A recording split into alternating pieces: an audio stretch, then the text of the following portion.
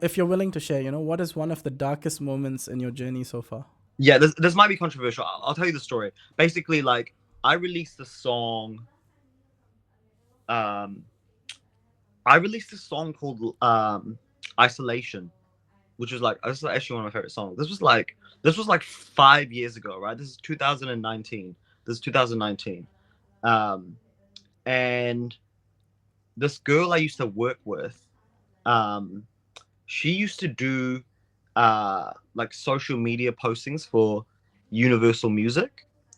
So then through her, I got this is in Universal Music in New Zealand, and then through her, I got like someone's email that used to work there, whatever.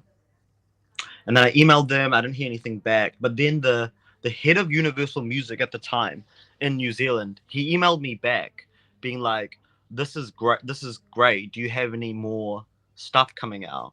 And at the time, I didn't because I wasn't making like heaps of music or whatever. So then I remember I took like 2 3 days of work, and I just stayed in the studio and I made like 2 3 songs and I sent it to him, right? And I didn't hear anything back. I didn't hear anything back. And then I was like, man, like I feel like this is my big break because he emailed me being like, "Yo, I love the song. Except, do you have anything more?" And I guess with labels and anyone in the industry, all they care about is unreleased stuff. They don't really care about any other song that you've done. You know what I mean? Because they can Yeah. they can jump on it and then monetize it or whatever. Um, so then I didn't hear anything back. So then I emailed him being like, "Hey, I'm gonna be in Auckland for work this day. Are you free? Like, can I come in for a coffee?" And then only when he got back to me, and then I booked my flights. Do you know what I mean? Like when he got back to me, and then I was like, okay, I can book my flights now because I just made it up. I wasn't there for work, like you know what I mean. But anyway, so I remember I flew up to Auckland that day, um, and I was real like like this is Excited. like Yeah. yeah, and I was like much smaller then, and like this is like pre-COVID. This is before I was doing my ads and releasing music. I was just like, this is my big break. I'm so excited, whatever.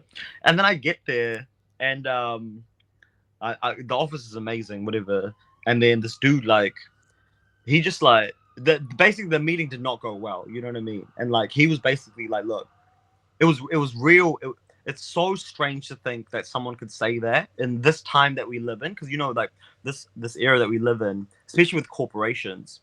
And I think this is the sad part about it. It's gotten to that point where it's like you don't even know if corporations are genuine about diversity and um, representation and all that. Do you know what I mean? Like everyone's talking about it. Everyone wants to be diverse. Everyone wants to talk about representation, etc. Especially people that are not in color, not of color. I feel like people that are not in color, um, they should talk about it the most. You know what I mean? Like, So what was said exactly, if you yeah, don't mind yeah, yeah. sharing? Sorry. I didn't even get to that thing. I sort of jumped thing. But Yeah. anyway, basically, the dude was. But I had to make a disclaimer because, like, if I say it, people will be like, "I can't believe it. Like times have changed, whatever, all that shit." But basically, this dude was like, "Look, like, you are a Southeast Asian rapper. Like in New Zealand, there's no Mm. market for that." This is what he told me, and he was like, if you're a white rapper or if you're a black rapper in New Zealand, like we could do something with you. But he was basically like, you should focus on like you should focus on back home. Like basically like even though this is the country that I've lived in for like 20 years, you know what I mean? And I rap in Wow. English and like this is where I started rapping, etc. and do shows and have fans here, like my friends, whatever, you know what I mean? And I made all my Wow. music in this country. He was just like, you should just focus on where you came from.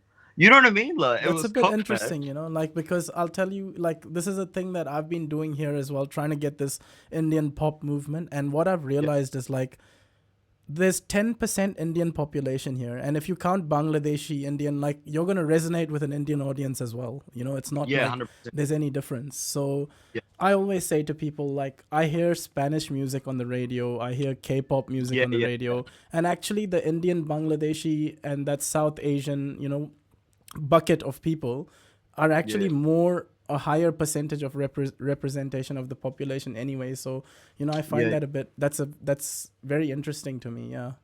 Yeah, well, which is crazy because obviously, like, I'm sure you wouldn't hear that now, but this was Mm. like 5 years ago. Yeah. Um, but that was a tough, like, especially because I was so excited for it, whatever. Mm. Um, That would yeah, have hit yeah, hard, eh? yeah. We were just like, fuck, like, But then, like, yeah, it is what it is. That conversation sort of did inspire me to make my first album, where I rap Good. in Bengali and I talk a lot about Bangladesh and stuff like that. So maybe it worked out for the best. But it was just like I think the shit thing for me was um, like my skin color or my race has nothing to do with how good I am at rapping, or like, you know what I mean? Like, I could body any track, or like, like, I can't believe this thing is like preventing me because of this one dude's opinion, Mm, um that's who's like funny. he's like the chairman of like the biggest record label in New Zealand, you know what I mean? Like, Yeah. yeah. And it is Anyway, what it is, that was And low, but that's thank you for sharing, man. That's a very intimate moment. We'll make sure we'll portray you in a good place for that one. uh, yeah, but yeah, no, it's cool. but I just anyway, thought, yeah. what's I guess what did you do after that? Like, did you take the steps to go towards this international audience, or what was your thought process like after that conversation, and what changed for you? Because I'll tell you why I I'm think asking this after that, question. I was like, fuck labels. You know what I mean? I think Mm. after that, I was like, yo, fuck labels. Like, Hmm. I was like, fuck these dudes. Like, pretty much. But then, like, shortly after that meeting, I actually got flown to Bangladesh because they were making a documentary called The Outliers, and that showcased like people of color in New Zealand, like, that do different things, like whether it's sports or like politics or whatever. And I was on the debut episode, and they flew me back to Bangladesh. Um, they flew me back to Bangladesh for like, we did like a week of filming, and then we did a weekend in Wellington. Um, and the show aired in 2020.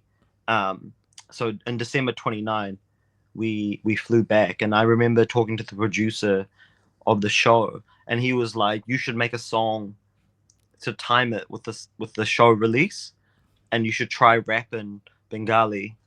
Um, and I was like, "Oh man, this would be cool." So that sort of led in to that, That's to that amazing. space. But it was sort of on the back of what that dude said. Um, but yeah, yeah, yeah.